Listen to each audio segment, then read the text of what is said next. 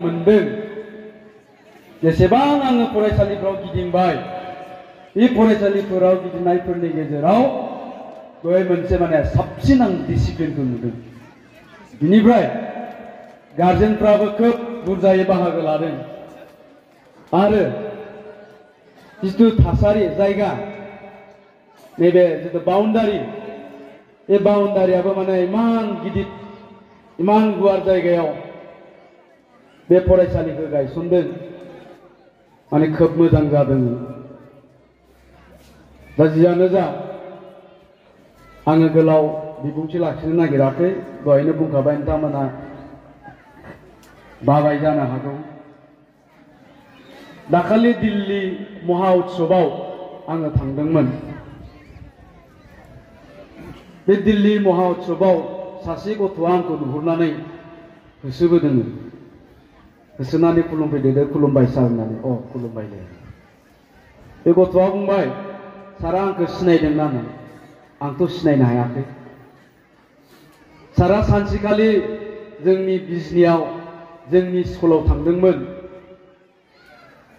आरो जेब्ला नोंथाङा जोंनि स्कुलाव थांनानै गोबां खोथा बुंदोंमोन, नोंथांनि बुंनायजोंनो आङो मटिभेट जानानै थुलुंगा मोननानै दिनै दिल्लीयाव इन्जिनियार फरायनो थाफैबाय सार होननानै बुंदोंमोन। आं खोब मोजां मोनदों। बे जोंनि बुंनायावनो सोरबा सासे फरायसाया सोरबा सासे गथ'आ थुलुंगा मोननानै डक्टर जानो हायोब्ला, इन्जिनियार जानो हायोब्ला बा सासे गेदेर मानसि जानो हायोब्ला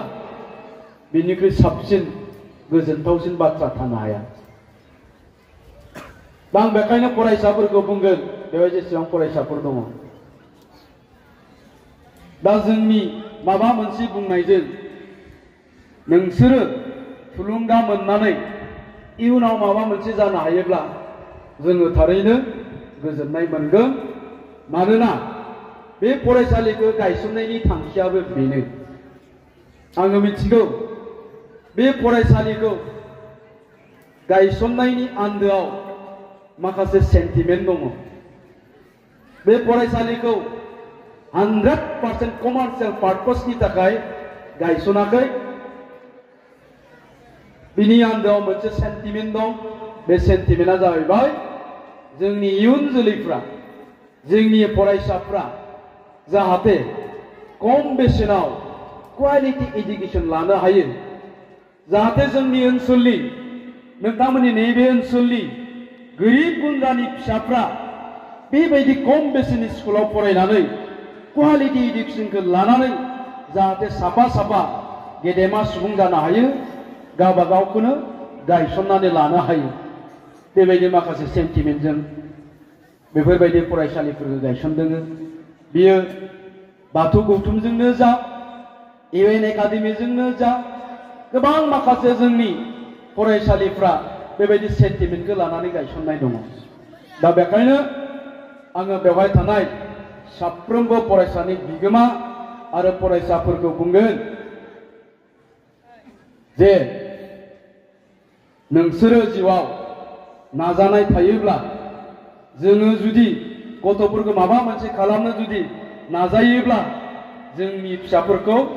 रावबो होबथानो हाया, रावबो हमथानो हाया। नाथाय जोङो एखनब्ला एखनब्ला जोंनि गार्जेनफोरखौ गावबा गावनि गथ'खौ जोथोन लानायनिफ्राय जानगाराव थानायखौ नुयो। जोथोनखौ लायो, नाथाय जोथोननि मुङाव जोंनि गोबां फिसाफोरनो जोङो बिस राननानै होयो आरो दिनैनि दिनावहाय बेनो जागासिनो दङ। गोबां जोंनि फरायसाफ्रा, गोबां जोंनि लाइमोनफ्रा थाब थाब गाज्रि लामाथिं थाङो आरो बे थाब थाब गाज्रि लामाथिं थांनायनि आन्दोआव एबा बिनि दायनिगिरिया जों बिमा बिफाहानो दङ। दा बेखायनो दिनैनि नैबे जुगाव, दिनैनि नैबे मुगायाव जोंनि गथ'फोरखौ जुदि जोङो मोजां खालामनो गोनांबा गार्जेनफ्रा सांग्रां जाथारनांगोन, गार्जेनफ्रा कनसियास जाथारनो नांगोन। गार्जेनफ्रा सांग्रां नङिनि खारनावनो, गार्जेनफ्रा गावबा गावनि गथ'खौ मोजाङै जोथोन लानो हायैनि जाहोनावनो जोंनि गोबां फिसाफ्रा, जोंनि गोबां गथ'फ्रा दिनै ड्राग्स एडिक्टेड जादों, जौ फाग्ला जादों, बाइकनि फाग्ला जादों मबाइलनि फाग्ला जादों दा बेखायनो गार्जेन बिथांमोनखौ आं खावलायगोन जोंनि गथ'फोरखौ जुदि जोङो मोजाङै जोथोन लायोब्ला जोंनि गथ'फ्रा कुनु दिन गाज्रि जानो हाया दा बेवहाय थानाय जोंनि फरायसाफोर दङ बेयाव जेसेबां फरायसाफोर दङ बेवहाय नोंसोरनि जेसेबां गथ'फोर दङ बे गथ'फ्रा दिनैनि फरायसा नाथाय बिसोरनो गाबोननि साफा साफा जोंनि सम्पद गाबोननो बिसोरो साफा साफा साइन्टिस्ट जानो हायो बिसोर साफा साफा मास्टार जानो हायो साफा साफा प्रफेसर डक्टर इन्जिनियार जानो हायो दा जानो हायोब्ला जोङो बिसोरखौ खालामनांगौनि थाखाय सिन्था खालामदोंना खालामाखै बा सिन्था खालामदोंब्ला बिसोर खालामनांगौनि थाखाय जोङो माबायदि जोथोन लादों दा बिनि सायावसो सोनारगोन बिसोरो जि जानो गोसो बेखौनो जानो हायो बिसोरखौ जों जि खालामनो गोसो बेखौनो खालामनो हायो दा जोङो खालामनो नांगोन आरो खालामनो गोनांब्ला जों गार्जेनफ्रा गथ'खौ मोजाङै जोथोन लानांगोन आं दहाय बुंदों किन्तु जोङो जोथोननि मुङाव अननायनि मुङाव जों गोबां बिमा बिफाफ्रा जोंनि फिसाफोरनो बिस राननानै होदों दा जोंहा गथ'फ्रानो सासे सासेल' नङा होमबा खोब बाराबा सोरहाबा सानै दङ सासे हिनजावसा सासे हौवासा दा सासे सासेल'बा फिसा हौवायानो सासेल'बा जोंनिया अननाया बारा जायो अननाया बारा जायो आरो अननाया बाराखायनो मा जोङो बिसोरनो उन्दै समनिफ्रायनो बिसोरो जा लुबैयो बिसोरो जा बिदों जों बेखौ होबोबाय थादों थ' जोंनि गथ'फोरनि गाज्रि जानायनि आन्दोआव बिनिफ्रायनो स्टार्ट जायो बिसोरो चकलेट बिनायनिफ्राय स्टार्ट जायो आं बुङाखै होनो नाङा होननानै नाथाय चकलेट बिनायनिफ्रायनो बिसोरो गाज्रि जानायनि आन्दोआव बिनिफ्रायनो स्टार्ट जायो दिनै चकलेट बिदों गाबोन बिस्कुट बिगोन एसे देरनानै जेब्ला क्लास 8 9 मोनहैबाय अब्ला बिसोरो मा मबाइल बिगोन जेब्ला क्लास 10 मोनहैबाय मेट्रिक फाइनाल लिरनो गोनां जाबाय अब्ला बुंगोन आंनो बाइक नांगौ नङाब्ला आं फरिखाखौनो लिरला जोङो जोंनि फिसाफोरखौ बेबायदि जाबोनाय नुदों दा ओंखायनो आङो बिमा बिफाफोरखौ बुंगोन फिसाफोरखौथ' जों बयबो अनो गावनि फिसाखौ सोर अना गावनि फिसाखौ जों बयबो अनो नाथाय अननायनि मुङावहाय जोंनि अननाया जाहाथे बिस जाया बिनि फारसेबो जोङो नोजोर होनो नांगोन जेलानोखि नोङो गथ'नि उन्दै समनिफ्रायनो जोंनि गथ'नि मोनफ्रोमबो लुबैनायखौ सुफुंबाय थागोन नंनायनि नङैनि नांगौनि नाङैनि बेबायदि खालामबाय थायोबानो बिसोरनि लुबैनाया हिउमेन वान्ट्स आर आनलिमिटेड होननानै बुङो मानसिनि लुबैनाया जोबनो थाङा जेलानोखि जोंनि गथ'फ्रा अभाब होननाय मोनसे बुस्थुखौ बुजिनानै मोना आंखाल होननाय मोनसे बेसादखौ बुजिनानै मोना अब्लानो बिसोरनि मा गोसोआ बारायलांबाय थायो माथो बिबानो मोनो माथो जेखौ बुङो बेखौनो मोनो थ' बे बारायलांबाय थानानै जोबथारनायाव चकलेट बिनायनिफ्राय मबाइल बाइकसिम थाङो दा जोंनि गथ'फ्रा बेबायदिनो जागासिनो दं दा बेखायनो गार्जेनफोरखौ आङो बुंगोन जे जोंनि गथ'फोरखौ जोङो जोथोन लानायजों लोगोसे जोङो गथ'फोरनो गियानबो होनो हानांगोन दहाय धोरोमनि माखासे खोथा बुंलांदों गथ'आ जुदि गियानि जायोब्ला बिमानि अननायखौ बिफानि अननायखौनो मोनसे उइकनेस दुर्बलता होननानै साननानै लाया दा जोंनि फिसाफ्रा मा गथ'खौ जोबोर अनोब्ला गावखौ जोबोर अनोब्ला जोंनि फिसाफ्रा मा साननानै लायो बेखौ बिमा बिफानि दुर्बलता बिमा बिफानि उइकनेस आंखौ बिराद अनो आंखौ बिराद मोजां मोनो गतिके आं जि बियो बेखौनो मोनगोन जोंनि फिसाफोरनि सानस्रिया बेबायदि जायो माब्ला जायो जेलानोखि बिसोरनो जोङो गियान होनो हाया दा ओंखायनो जोङो गथ'फोरनो गियानबो होनो हानांगोन आरो बे गियानखौ जोङो न'आव बिमा बिफायाबो होनो नांगोन आरो गथ'खौ गियानि खालामनो गोनांबा जोङो धोरोमजोंबो लोब्बा थानांगोन धोरोमजोंबो सोमोन्दो लाखिनांगोन धोरोमजों जेब्ला जोङो जोंनि फिसाफोरखौ लोब्बा लाखिगोन उन्दै समनिफ्रायनो जेब्ला जोंनि फिसाफोरनो धोरोमनि खोथा बुंगोन गियाननि बाथ्रा बुंगोन अब्ला जोंनि फिसाफ्रा मालाब्लाबो अगियान जाया नाथाय जोङो गोबां समावहाय जोंनि बिमा बिफाफोरखौनो बांसिनखौ दिनैनि मुगायाव जोंनि बिहामजोफोरखौ जोङो धोरोमनिफ्राय जानगाराव थानाय नुदों जोंनि बिमा बिमायानो जुदि धोरोमजों जेबो सोमोन्दो गैयाब्ला बे फिसानो मा गियान होनो दा ओंखायनो आं बुंगोन जोंनि बिमा बिफाफोरा गिबियावनो धोरोमजों सोमोन्दो लाखिनांगोन धोरोमनि गियाना बिमा बिफानियावबो थानो नांगोन बुजायासै आरो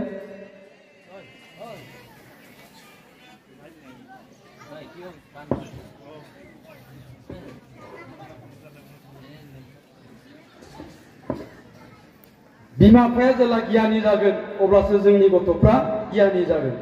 नाथाय बिमा बिफायानो जुदि गावनि न'खराव ने बिसि फिसाय सामफ्रामबो थाव संख्रि बानलुनि बिसि फिसाय सामफ्रामबो जानाय लोंनायनि जे दावराव दावसि नांलाय खमलाय जाबाय थायोब्ला जोंनि गथ'फ्रा मालाबाबो गियानि जानाय नङा दा ओंखायनो जोंनि गथ'फोरखौ जोङो लेखा फोरोंनायजों लोगोसे बिसोरनो गियानबो होनो हानांगोन आरो नङाब्ला जोंनि गथ'फ्रा खालि लेखाल' गोरों जानानै जुदि गियानि जानो हायाब्ला किन्तु बिनि फिथाइखौ बिमा बिफाया थांनानै थानाय समावनो मोनजागोन आरो जोङो दिनै बेखौनो नुबाय दं दिनै गोबां जोंनि फिसाफोरखौ जों नुयो बे बिमा बिफाफ्रा बिराद खस्थ' खालामनानै गथ'खौ फोरोंबाय फेदेरबाय फोलावबाय साख्रिबो नागिरनानै होबाय हाबाबो खालामनानै होबाय नाथाय मा हाबानि बोसोरसे जास्लाबियावनो बिमा बिफाखौ गारनानै हिनजावखौ लानानै टाउन सहराव थाहैनाय बे मानो जायो जेब्लानोखि जोंनि गथ'फ्रा गियान जायो गियान गैया जायो अब्ला बेबायदि जायो दिनै जों गोबां ससियेल मिडियायाव बातरिफ्राव नुयो सोरबा सासे बोराय बुरैनो जरासे लामायाव उन्दुनानै दङ मिडियानि मानसिफ्रा बिसोरखौ सोङैबा बुंबाय नोंसोर बेवहाय मानो उन्दुनानै दङ नोंसा न' दंना गैया अब्ला बोराय बुरैया बुङो आंनिया फिसालाया डक्टर बिहामजोआबो डक्टर नाथाय जोंखौ न'आव थानो होआखिसै दा बेखायनो जोङो बृद्धाश्रम नागिरनानै फैदों जों गोबां बेबायदि बातरि नुयो निउस नुयो मानो जादों बेबायदि खारन जोङो जोंनि फिसाफोरनो गियान होनो हायाखै जोंनि फिसाफोरनो जोङो उन्दैनिफ्रायनो मोजां गियान होनो हायैनि थाखाय लेखा गोरों जाब्लाबो बियो बिमा बिफाफोरखौ माबायदि अनसायनांगौ गेदेरखौ माबायदि अननांगौ समाजजों माबायदि सोलिनांगौ बेखौ रोङाखै आरो रोङैनि थाखाय दिनै बिमा बिफाया थांनानै थानाय समावनो बिनि फिथाइखौ मोनजादों दा ओंखायनो बिमा बिफा बिथांमोनखौ बुंगोन जोंनि गथ'फोरखौ जोङो सोलोंथाइ होनायजों लोगोसे जोङो गियानिबो खालामनो नांगोन दा जियानो जा आं बेखौनो बुंगोन दहाय बुंनाय बायदि जे जोंनि गथ'फोरा बेवहाय जेसेबां दङ जेसेबां फरायसाफोर दङ जेसेबां स्टुडेन्टफोर दङ बिसोरखौ जोङो जि खालामनो गोसो बेखौनो खालामनो हायो बिसोरो डक्टर जानो हायो इन्जिनियार जानो हायो IAS अफिसार जानो हायो दा बिनि थाखाय जों बिमा बिफाफोरनियाव सेल्फ कनफिडेन्सआ थानांगोन आत्मबिश्वासआ थानांगोन गावनि सायाव फोथायनाय जे आंनि गथ'आ सासे डक्टर जानो हायो आंनि गथ'आ सासे इन्जिनियार जानो हायो आंनि गथ'आ मेट्रिकआव 98% लाखिनो हायो बे कनफिडेन्सखौ बे आत्मबिश्वासखौ लानानै जोङो जोंनि गथ'फोरखौ फोरोंनो नांगोन नाथाय जोंनि गोबां बिमा बिफायानो बे आत्मबिश्वासआ गैया बे सेल्फ कनफिडेन्सआ गैया आरो आत्मबिश्वासआ गैयिनि थाखाय बे सेल्फ कनफिडेन्सआ गैयिनि थाखाय जोङो मालाब्लाबो सानफ्लाङा दे आंनि फिसायाबो डक्टर जानो हायो आंनि फिसायाबो इन्जिनियार जानो हायो दा आं बेखायनो बुंगोन दिनैनि दिनावहाय जे नोङो मैया मा सिन्था खालामदोंमोन फरायसाफोरखौबो बुंबाय गार्जेनफोरखौबो बुंबाय मैया नों मा सिन्था खालामदोंमोन बेफोर गासिखौबो बावगारजोब नोंनि नेगेटिभ सानस्रि बेफोर गासिखौबो बावगारजोब नों मैया मा सानदोंमोन मा सिन्था खालामफोर गासिखौबो बावगारजोबनानै जों दिनैनिफ्राय गोदान सिन्था खालामनो हायो जों दिनैनिफ्रायनो सिन्था खालामनो हायो गोदान थांखि गोदान नोजोर लानानै जोङो जोंनि गथ'फोरखौ जोङो जोथोन लानो हायो माबायदि जे आंबो आंनि गथ'खौ डक्टर खालामगोन आंनि गथ'खौ इन्जिनियार खालामगोन आंनि गथ'खौ आं प्रफेसर खालामगोन आं खालामनो हायो आंनि गथ'आ जानो हायो बे थांखिजों दिनैनिफ्रायनो जोङो स्टार्ट खालामनो हायो मानोना जोंनो सोलायनो थाखाय 1 मिनिटल' टाइम नांगौ मानसिनो सोलायनो 1 मिनिटल' टाइम नांगौ दा बेवहाय थानाय फरायसाफोरखौबो आं बुंगोन उन्दैयाथ' जेबो बुजिनाय नङा जाय क्लास 8, 9, 10 आव फरायबाय दं आं बिसोरखौ बुंगोन सोलायनो थाखाय मानसिनो 1 मिनिटल' टाइम नांगौ दा बेखायनो बेवहाय थानाय फरायसाफोरखौ आं बुंगोन दाखालि थांनाय एग्जामाव नों बेसेबां पार्सेन्ट लाखिदोंमोन बेखौ दोनथ' हयथ' बेवहाय सोरबा 30% मोननाय थागोन सोरबा 40%ल'बो मोननाय थागोन सोरबा 50%ल'बो मोननाय थागोन दा बेफोरखौ गासिखौबो बावगारजोब मैया नों बेसेबां पार्सेन्ट मोनदोंमोन बेखौ दोनथ' जोङो दिनैनिफ्राय सिन्था खालामनो हायो माबायदि सिन्था बे फैगौ एनुवेल एग्जामाव आङो 98% लाखिगोन फैगौ फेब्रुवारियाव जानो गोनां मेट्रिक फाइनालाव आङो 95% लाखिगोन बे सिन्ताखौ जोङो दिनैनिफ्राय खालामनो हायो आरो बे सिन्ताखौ दिनैनिफ्राय खालामनानै दिनैनिफ्रायनो नोङो स्टार्ट खालामबा नोंखौ रावबो होबथानो हाया आंनि लोगो दंमोन सासे आंनि गामिनिनो जों उन्दैनिफ्रायनो फरायजाबनाय नोंसिनि बेबायदि बै समावहाय जोङो इउनिफर्म गाननानै जुथा लंपेन्ट गाननानै स्कुलाव फैनो मोनामोन जोङो जेला एलपि स्कुलाव थांदोंमोन अब्ला लोगोआव गंसे गंसे खामफ्लाय नङाबा बस्थाबो लांफादोंमोन जोङो गस्ला गिजि गाननानै थाङोमोन पेन्ट थाबाथ' पेन्ट गानबाय नङाबा गामसा गाननानै थाङोमोन आंजों फरायजाबनाय सासे लोगो दंमोन आंनि न' खाथिनि बियो मा बोसोरसे बियो क्लास 4आव फरायनाय समावहाय बोसोरसे स्कुलाव गारनानै बियो लावखार थाहैदों मानो खारन बेहा गाननो जोमनो स्कुलाव फैनो थाखाय ड्रेस गैयामोन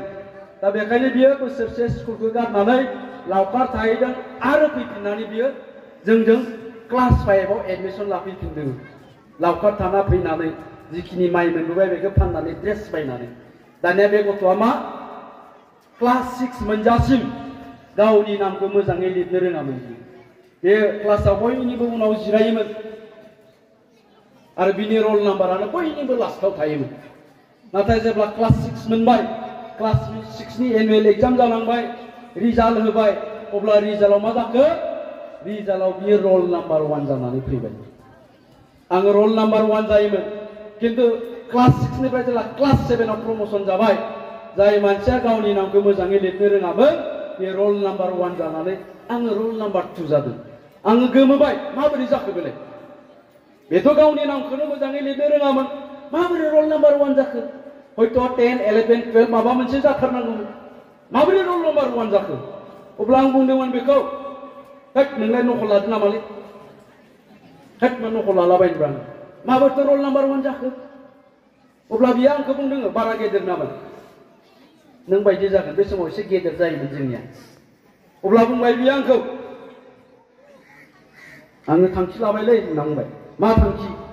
आं पुलिस अफिसार जानो नागिरदों पुलिस अफिसार जानो नागिरदों औ ओंखायनो आङो दासान्दि गोसो होनानै फरायगासिनो दं आरो ओंखायनो आं दा रल नाम्बार 1 जाबाय दा बियो सासे पुलिस अफिसार जाबाय क'क्राझाराव थायो गतिके थांखि लाबाय बियो आं पुलिस अफिसार जाथारगोन होननानै जेला क्लास 6 मोनो तारमाने